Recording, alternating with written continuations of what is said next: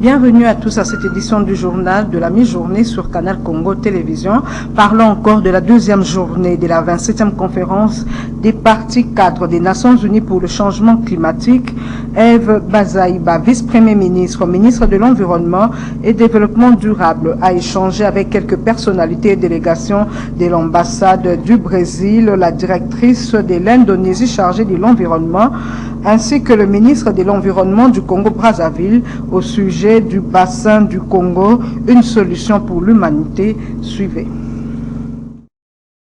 Au cours de cette tripartite, 3 questions importantes ont été évoquées avec l'ambassadeur brésilien et la directrice générale indienne pour le changement climatique. Entre autres, l'exploitation forestière, l'exploitation de ressources naturelles, ainsi que le marché des crédits carbone étaient au centre des entretiens. De nombreux défis restent encore à relever dans ces 3 bassins relativement à l'environnement partagé entre les 3. Nous avons le même intérêt, nous sommes face à des mêmes défis de l'environnement, du climat, du développement, même si c'est à différentes échelles. Mais l'accord portera justement sur ça, sur toutes ces questions. Stratégie par exemple, comment ensemble nous pouvons discuter sur la question d'accès aux finances climat. C'est là où nous sommes en train d'y aller pour avoir une position commune sur la tonne, le prix de la tonne de carbone, parce qu'à partir de là, ça peut nous donner, nous, les pays nantis, en termes d'environnement, avec cet argent, à aider les autres pays qui n'ont pas les couverts forestiers comme nous, mais qui sont tout aussi victimes que nous des enjeux du climat, comme les pays insulaires, par exemple, là où il y a un grand danger sur les questions de fonds d'adaptation et les fonds concernant les pertes et dommages. Ensuite, la VPMF Bazaïba s'est entretenue avec la ministre brazzavilloise de l'Environnement et Développement durable et coordonnatrice de la Commission climatique du bassin du Congo.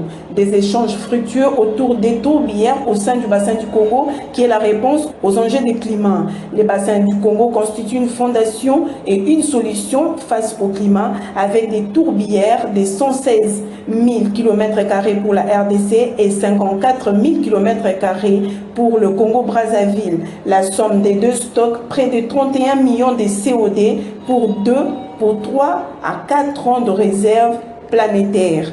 200% de biomasse de forêt. Si ces écosystèmes fragiles ne sont pas préservés, la température planétaire atteindra 3 ou 4 degrés Celsius, ce qui est invivable pour le monde. Cependant, des discussions et négociations sont encore en cours avant de sortir du bassin du Congo pour consolider ces liens. À l'issue des travaux en atelier, l'initiative interreligieuse pour les forêts tropicales, IRI-RDC, s'est exprimée en formulant un certain nombre de recommandations pour le bien-être de la population congolaise. Suivez.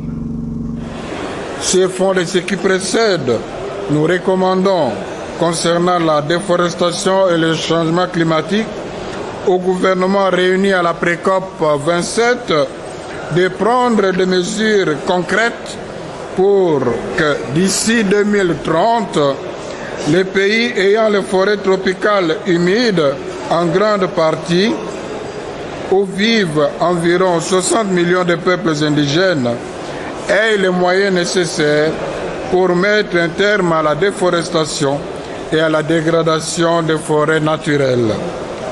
Considérant que les femmes sont les plus exposées aux effets des changements climatiques, du fait notamment de leur dépendance des ressources de la forêt pour la survie, les pays les plus industrialisés, les grandes multinationales, ainsi que les gouvernements devront tenir compte de leurs besoins spécifiques dans la mise en place de stratégies d'adaptation et d'atténuation.